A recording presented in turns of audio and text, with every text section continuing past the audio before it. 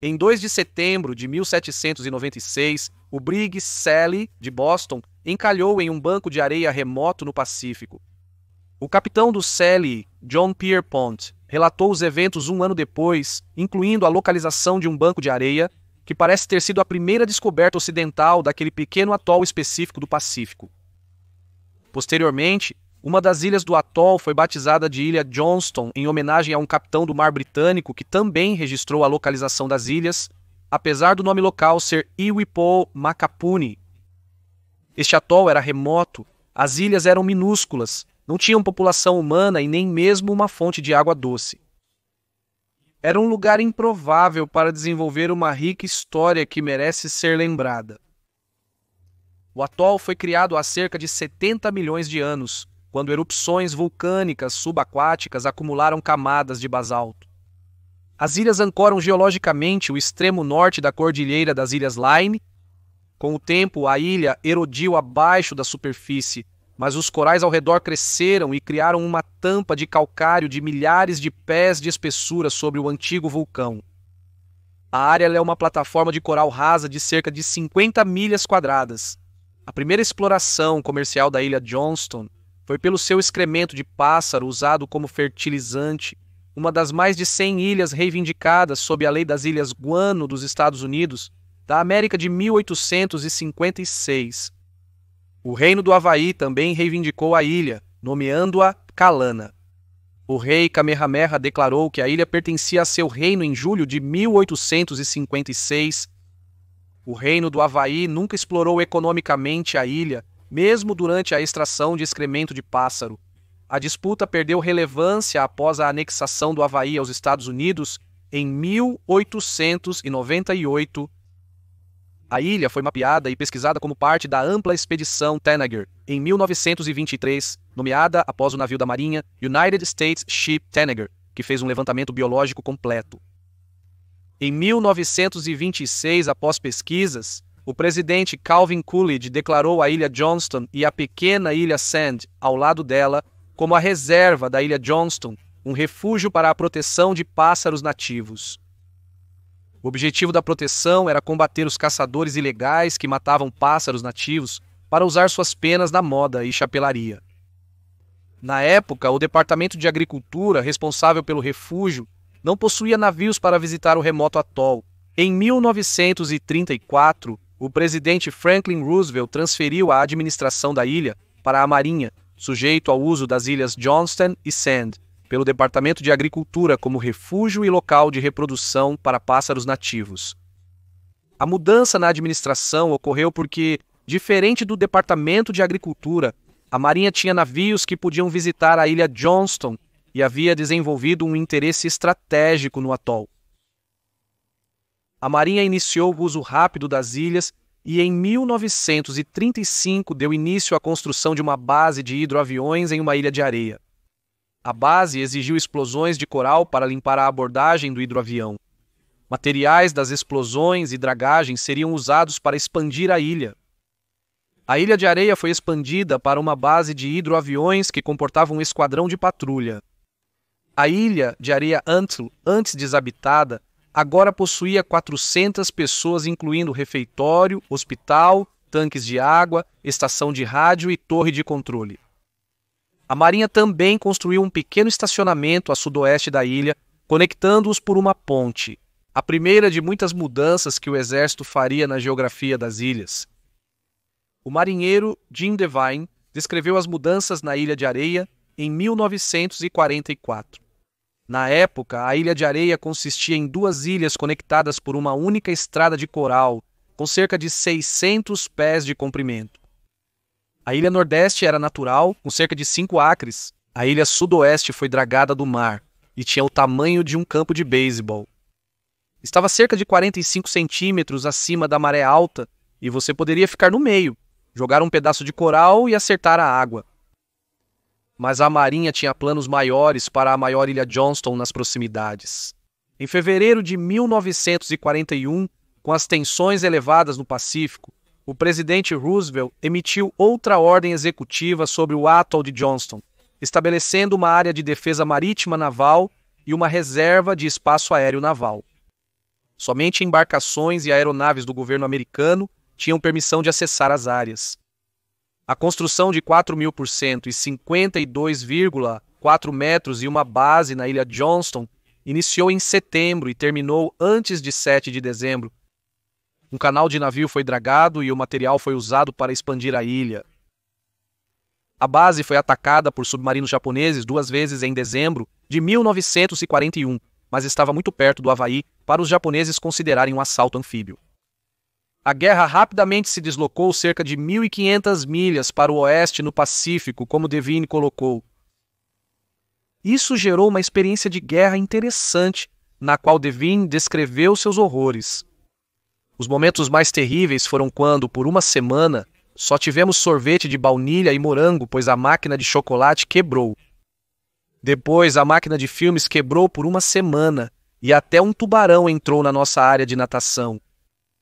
Embora os japoneses não tenham causado baixas no atol, houve algumas mortes lá, incluindo 6 cibis que morreram devido a uma cachaça ruim que eles haviam preparado.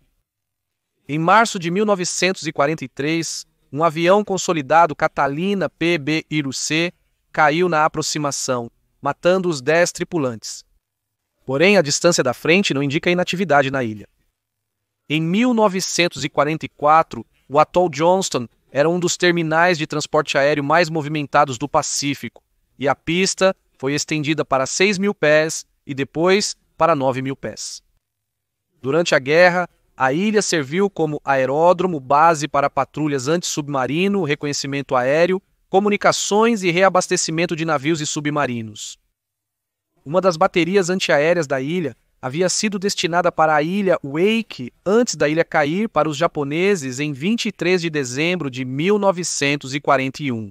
Até 1947, mais de 1.300 bombardeiros B-29 e B-24 passaram pela ilha Johnston, retornando aos Estados Unidos da América após a guerra. Em 1948, a administração da ilha passou para a Força Aérea dos Estados Unidos da América e a base aérea da ilha Johnston serviu às necessidades da Força Aérea e do Serviço de Transporte Aéreo Militar. A importância da ilha como centro de transporte aumentou novamente durante as guerras da Coreia e do Vietnã, sendo usada para reabastecimento de aviões. Embora longe da linha de fogo na maior parte do tempo, a experiência de Johnston na Segunda Guerra Mundial foi marcante. Desenvolver uma base com um aeródromo capaz de receber os maiores bombardeiros da Força Aérea, acessos através do coral para navios e um espaço aéreo e marítimo militarmente protegido teria um impacto significativo na história da ilha. No mundo pós-guerra, uma base com tais instalações e localização remota era valiosa para os Estados Unidos da América. De acordo com Grace Plummer e Barbara Johnson, ex-funcionárias do Departamento de Energia, o atol de Little Johnson tem uma grande janela de lançamento, uma lagoa de limpeza marinha eficaz e está distante de áreas habitadas. Mike Kirby, que trabalhou na ilha nos anos 70, foi mais direto. Sem permissão de repórteres, as Forças Armadas tinham liberdade para executar quase qualquer programa na ilha Johnston com pouca supervisão. Entre esses usos estava como estação de navegação. Em 1958, uma estação de navegação Loran, operada pela Guarda Costeira dos Estados Unidos da América, começou a funcionar. O Loran-A era um sistema de radionavegação hiperbólica que usava um receptor em um navio ou aeronave para determinar a localização com base na diferença de tempo de recepção de ondas de rádio de transmissores fixos em terra. A instalação do transmissor em Johnston permitiu uma melhor precisão na determinação da posição dos navios em uma importante rota de transporte. A Guarda Costeira operou uma estação no atol de Lawrence por 34 anos, encerrando em julho de 1992, quando a navegação por satélite reduziu a necessidade da estação. Johnston também contribuiu para a corrida armamentista nuclear durante a Guerra Fria. O aeródromo era um importante ponto de transporte entre o Havaí e as ilhas envolvidas em testes nucleares, alguns dos quais foram realizados a partir da ilha. Em 1958, a ilha foi expandida novamente usando dragagem de coral e uma instalação de lançamento foi estabelecida na nova área. A Operação Hardtack I foi uma série de testes nucleares em 1958, com mais detonações do que todas as explosões nucleares anteriores no Oceano Pacífico. 2 desses testes de alta altitude, codinome Chick e Orange, foram detonações de cerca de 3,8 megatons de mísseis lançados da instalação de lançamento da ilha Johnston em agosto de 1958. A foto exibe o clarão da explosão do Hardtack Chick em 1º de agosto, quase 77,2 quilômetros acima da base. Contudo, os testes durante a Operação Dominique em 1962 teriam o maior impacto no futuro da ilha. 9 mísseis, sendo 8 Thor de alcance intermediário e um Nike Hercules, foram lançados da ilha Johnston entre maio e novembro de 1962. 4 desses lançamentos falharam em diferentes pontos, e 3 dessas falhas resultaram em contaminação radiológica significativa na ilha. O lançamento codinome Bluegill Prime em 25 de julho na plataforma de lançamento resultou em explosões e fogo que engolfaram o míssil e a ogiva nuclear. Segundo o relatório de 2016 do Centro de Segurança da Força Aérea, Divisão de Segurança de Armas, uma falha de lançamento resultou em extensa contaminação radioativa na plataforma de lançamento. O complexo de lançamento da ilha Johnston foi seriamente danificado e contaminado por plutônio. Os lançamentos foram interrompidos até que os destroços radioativos fossem descartados e a plataforma de lançamento reconstruída. Tropas foram enviadas para limpar rapidamente, mas os reparos ainda duraram 3 meses. Em 2016, a Força Aérea observou os impactos radiológicos da falha no lançamento do Bluegill Prime provocaram atividades significativas de limpeza durante o Dominique I e por quase 4 décadas após as falhas. A maior parte da área contaminada foi coberta quando a ilha foi expandida por dragagem pela última vez entre 1962 e 1963, ampliando a ilha de 46 acres iniciais para 596 acres, ou cerca de 9,6 km². Os lançamentos do Dominique I da ilha Johnston também incluíram o Starfish Prime em 8 de julho, 1,4 megatons a cerca de 402 quilômetros de altitude, gerou um pulso eletromagnético muito maior que o esperado, sendo difícil de medir, pois os instrumentos ficaram fora de escala. Segundo a Associated Press, o pulso foi tão forte que derrubou a energia dos semáforos e das telecomunicações em partes de Honolulu a 1.445,5 quilômetros de distância, iluminando o céu e levando hotéis a organizar festas para observação. Os resultados do teste de alta altitude da Operação Dominique levaram a um dos capítulos mais interessantes da história da ilha Johnston. A ilha Johnston foi a base para a supersecreta Operação 437. A operação tinha Johnston localizando 2 mísseis Thor em sua instalação de lançamento como um programa de armas anti-satélite. Os mísseis balísticos programa Thor carregariam ogivas nucleares W-50 e foram projetados para explodir na alta atmosfera e destruir satélites inimigos com um pulso eletromagnético. Mais instalações foram construídas e ocorreram vários lançamentos de teste de mísseis Thor modificados sem cargas nucleares. O programa foi desativado em 1970, em parte porque a Força Aérea temia que o pulso pudesse destruir nossos próprios satélites. Johnston também abrigou parte do programa de rastreamento de satélites dos Estados Unidos da América, com uma estação de rastreamento Baker Nunn de 1965 a 1977. A câmera usava 50 mm derivado do processo CinemaScope 55 e abertura de 51 centímetros, permitindo seguir satélites no céu. Como parte de programas da Guerra Fria, Johnston também foi usado para recuperar dados de satélites de reconhecimento da CIA. Satélites em órbita terrestre baixa soltariam cápsulas com filmes. As cápsulas seriam capturadas no ar por aeronaves JC-130, baseadas na ilha Johnston, operadas pelo Escritório Nacional de Reconhecimento dos Estados Unidos da América, Johnston também participou do programa de armas biológicas dos Estados Unidos da América, além de testes nucleares e operações de espionagem. Johnston foi usado no projeto Shipboard Hazard and Defense, que testava as vulnerabilidades dos navios de guerra dos Estados Unidos da América a ataques químicos e biológicos. O teste envolveu navios e aeronaves da Marinha, liberando um agente biológico no ar para testar seu efeito no ambiente marinho em navios de guerra dos Estados Unidos da América. A ilha Johnston foi usada para a comunicação e preparação do agente para um dos testes. Os testes usaram Bacillus gobigui ou agente Bacillus gobigui em navios da Marinha, com muitos dos sujeitos de teste inconscientes de que estavam sendo testados. O agente Bacillus gobigui foi criado para simular um ataque biológico, mas na época pensava-se que teria poucos efeitos na saúde.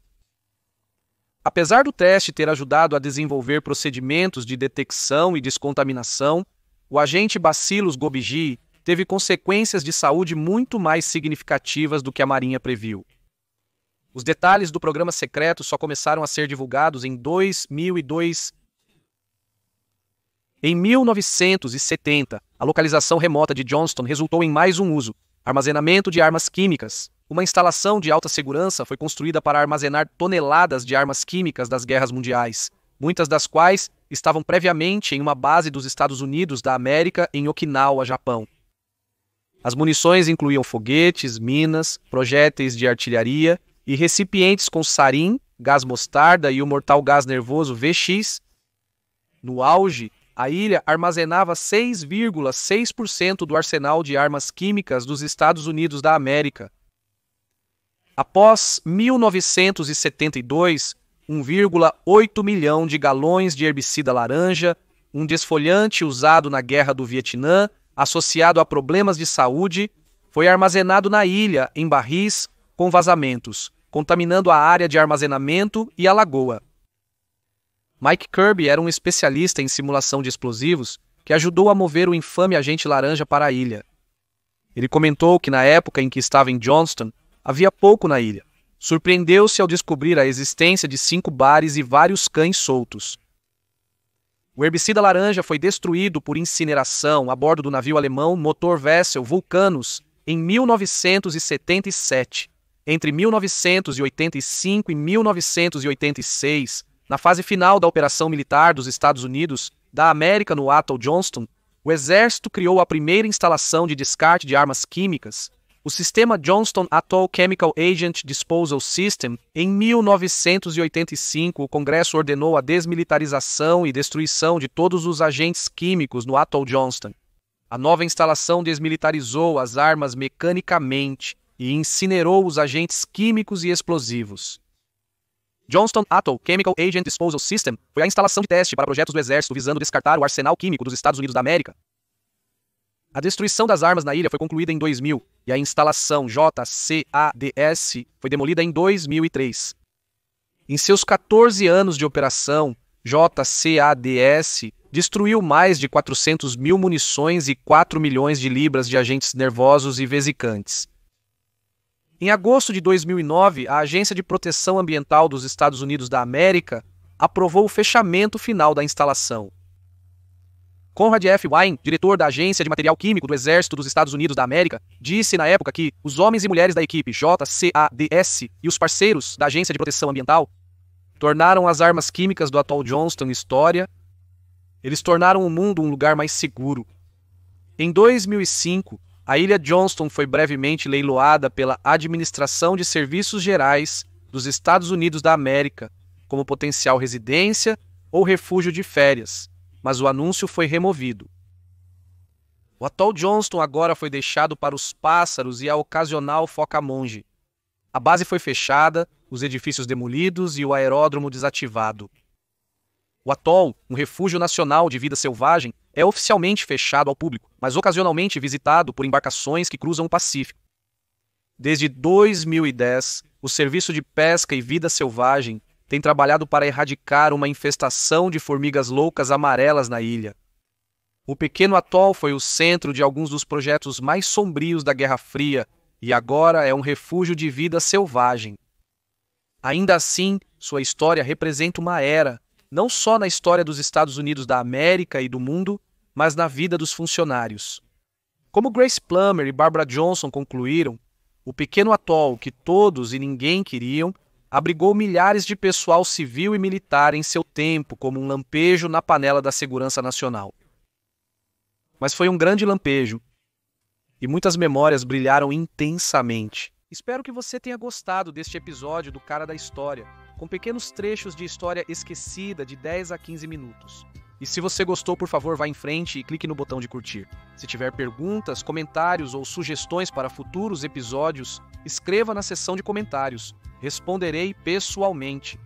Siga o History Guy no Facebook, Instagram, Twitter e confira nossos produtos em teespring.com. E se você quiser mais episódios sobre história esquecida, tudo o que você precisa fazer é se inscrever.